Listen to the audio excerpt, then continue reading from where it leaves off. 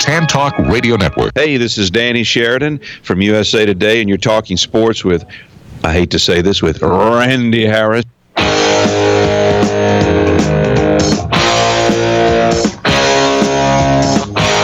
We're back coming to you live from the Cool Breeze AC broadcast facility. I always wondered why Danny Sheridan hated to say it.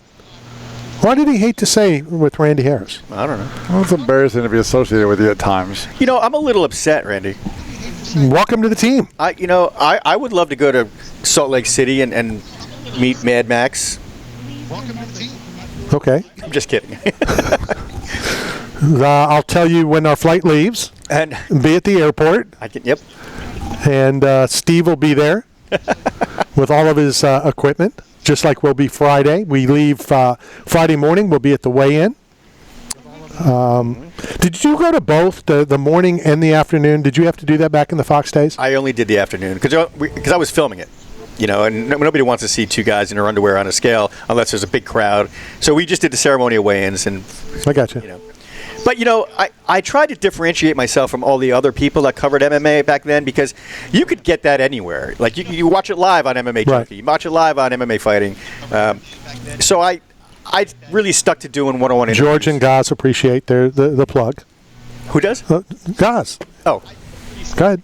So, yeah, I just I enjoyed I try to differentiate myself and not do what everybody else Sure. Because you can get fight stats from anywhere. You can get what's your game plan from anywhere. I try to always make it a little more interesting. Like Cain Velasquez told me about the time when he proposed to his wife. That was such a great moment. Ken Shamrock admitted that he was taking steroids during his time. And it wasn't even my intention to get him to say that. But people, when I interview them, they just talk to me, and I don't understand how I get. And some people are like, how do you get them to say these things? I'm like, I don't know, man. I just, even with Abdul, what he was talking about that made him so angry. Do you know what he was talking about? He was accused of something, right? And he was acquitted because they made up consensual. Yeah, right. And they made up the charges. Right. But he lost a good 2 years. A lot of time. Yeah. No, for sure. And not just that stress, and plus, when you're just accused of something like that, people automatically it never goes away, and you automatically think you did it. Yep. No, when I did see that, it's kind of like I'll talk to him about it on Saturday. Right. Because I have some strong feelings. I think if you accuse someone of it and you're found not guilty, then you should go after the people that accused you. For civil suit at least. You've ruined this man's, life, career. Yep. It could be for a week. It could be for the rest of their life. That's right. Some people never recover from that. Kobe recovered from it. That was crazy. Anyway, Mike Tyson. Yep. Well, Mike Tyson went to jail. Yeah, which I think was wrong. But whatever. Yeah. But my aunt was a librarian at the correctional facility where Tyson was at. She got him or helped him get his GED. Oh, that's amazing. That was her role. Yeah. Wow, that's so in cool. Plainfield, Indiana. We should fly to Vegas and go tell him. Tell him. I forgot his name. Never mind. He'll come there. The guy who directed the Tyson movie. Steven Spielberg. No. It was the one where Mike Tyson was sitting on a couch just being interviewed. I didn't see it. That was great. It was great. But he played that one clip where Tyson flips out on a reporter and tells him, I'll make you fall in love with me. Guys like you, I made you fall in love with me in prison. And Tyson was watching this. And that's not all Tyson said. I'm not going to say it on your show. Yeah. Our show. And he said, And he said, Mike Tyson said, I don't even recognize that guy. I don't even know who that guy is now. He goes, that wasn't me. He goes, I was out of my mind. I met Mike. There was a huge commotion at the Luxor many, many years ago. And my two brothers and my son, we were in Vegas, doing a weekend or whatever it was, and we went to see Penn and Teller, and then they had to go gamble, and I don't gamble or any of that stuff. So there's this massive commotion. Long line, red carpet, Lennox Lewis walks by. I'm like, what's going on? So we go over. We find out it's Tito Ortiz's, I believe it was his 30th birthday party. Mm-hmm. And I said to, the whoever they are working it, I said, I tried to call Tito. It went to voicemail or whatever. I said, can you get a message to Tito? I'm friends with Tito. They're like, yeah, sure you are. I go, no, can you tell Tito that I'm out here? Yeah, we'll do it. Half an hour, nothing. So I could tell that they didn't do it, right? So I went to this guy. I said, can you do me a favor?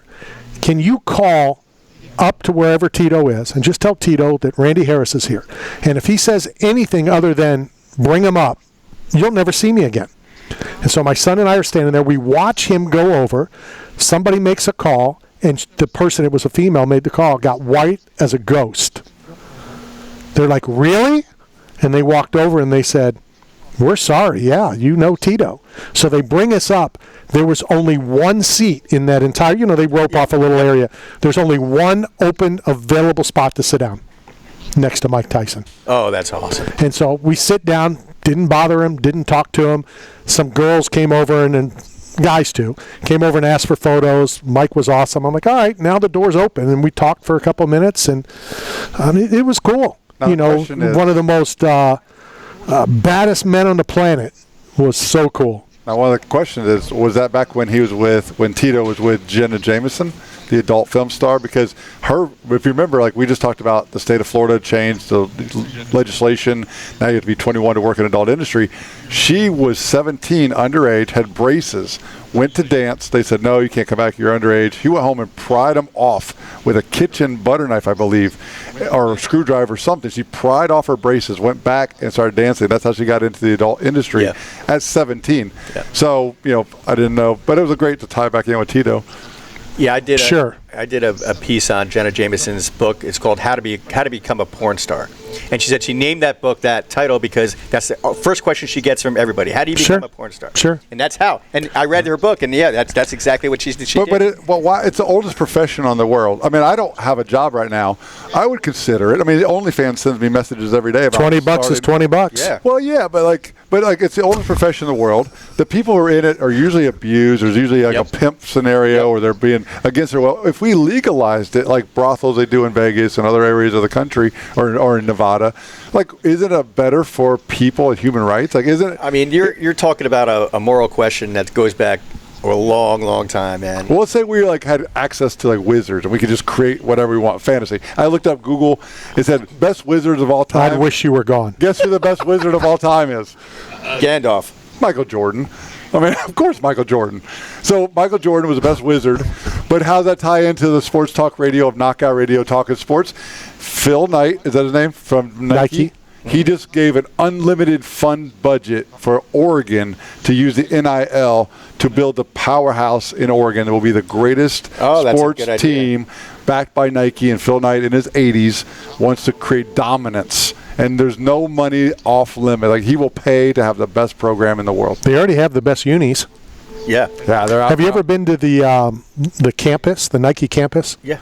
The UFC was out in Portland, and we all went, and I'll never forget this. And I believe it was Rashad. I could be wrong, but if it was Rashad, whoever the athlete was, and I think it was Rashad, had 3 shopping carts because it's 80% off there. Mm-hmm. The brand new. It's not the outlet. Right. So you go get before it's even in the stores, and we're loading stuff up. We're like, this only costs $200. I got 4 shopping carts. That campus was pretty cool for sure. Now, since you brought up Portland, can I bring up a social question? Let's go hit a break. This is Knockout Radio, brought to you by 8 Man Strong, Staff Zone, and Bucked Up Energy Drink. We'll be right back. Let's go hit a break. This is Knockout Radio, brought to you by 8 Man Strong, Staff Zone, and Bucked Up Energy Drink. We'll be right back. Dead air's not good. Can I ask my question now? All right, ask your question. All right, so Portland, Oregon decriminalized all drugs, same as they did in Portugal. But yet Portland has become Kensington from Pennsylvania, where Randy's from. His uncle actually ran a drug treatment facility in drug rehab center in Kensington, where Rocky was filmed, which is the worst Eddie drug. Alvarez is from Kensington. Yeah. Which is the worst heroin capital of the world. It is, and so Portland, Oregon has the same problem because they decriminalized it, but yet Portugal did it, and people were able to come out and come forward. They were able to get mental health. They were able to get free access to heroin, medical grade, not laced with fentanyl, and the problems, and it doesn't lead to the homeless in the tent cities. So what's the difference between Portland, American custom, and Portugal when they did the same legislative action in law? We'll address that in 17 minutes. Right now we're going to hit a break, coming to you live from the Cool Breeze AC broadcast facility. This is Knockout Radio. Right now we're going to hit a break, coming to you live from the AC.